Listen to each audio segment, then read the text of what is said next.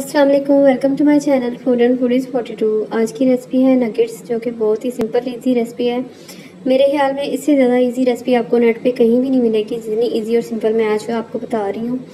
ये फ्राई करने के लिए है। ये मैंने कलर ब्लॉक शेप्स के साथ बनाई है, कुछ बच्चों के साथ फन किया है। ये देखिए, ये कलर शेप्स बनाई है मैंने इसकी।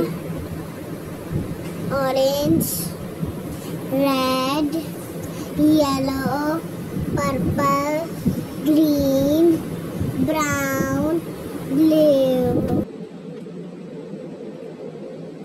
ये देखिए, ये सारे कलर्स की शेप्स बनाई हैं बच्चों के साथ फन के लिए। बाकी शेप्स मैंने सिंपल बनाई हैं। आप इनको बना के फ्रीज़र कर सकते हैं, सेव कर सकते हैं बच्चों के लंच बॉक्स के लिए। ये देखिए, इस तरह से बना के इसको ट्रे में रख के फ्रीज़ कर लें। बाद में इसको बॉक्स में रख के ऊपर कवर करके फ्रीज़र में दोबारा से रख लें। ये बहुत ही आसान और ज़बरदस्त किस्म की रेसिपी है।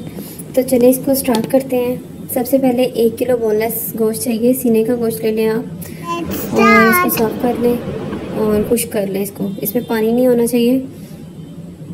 चलिए रेसिपी स्टार्ट करते हैं। अगर आप मेरे चैनल पे नए हैं तो प्लीज़ बेल आइकन प्रेस कर लें और चैनल को सब्सक्राइब कर लें।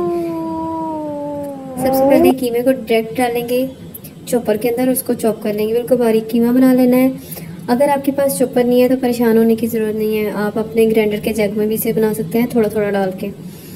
बाकी प्रोसीजर सब सेम रहेगा। 1 कप मैंने भर के ब्रेड क्रम का ले लिया। आप फ्रेश ब्रेड के साथ बना लें ब्रेड क्रम, और वो इसके साथ मिक्स कर लें। बहुत ही सिंपल सी रेसिपी है, आप सिर्फ 15 मिनट में इसको रेडी कर सकते हैं। Hello, I am orange. इसके मसाले बाकी के ऐड करेंगे और उसको चॉप कर लेंगे दोबारा से। सबसे पहले मैंने 1 चम्मच गार्लिक पाउडर का डाला है। अगर आपके पास पाउडर नहीं है तो आप फ्रेश में 1 चम्मच गार्लिक पेस्ट डाल सकते हैं। It's very easy।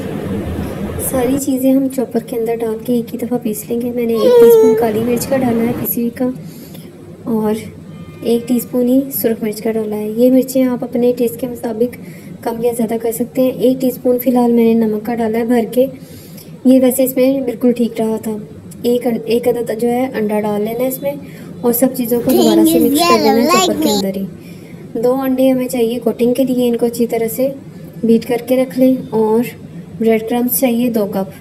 अंडा लगा के और उसके बाद हम ब्रेड क्रम में कोटिंग करके इसको फ्रीज़ कर लेंगे। ये दोनों चीज़ें मैंने बना के साइड पे रख ली हैं। आप प्लीज़ 2-3 मिनट की वीडियो होती है, पूरी वीडियो ज़रूर देखा करें ताकि कोई आपसे पार्ट मिस ना हो जाए।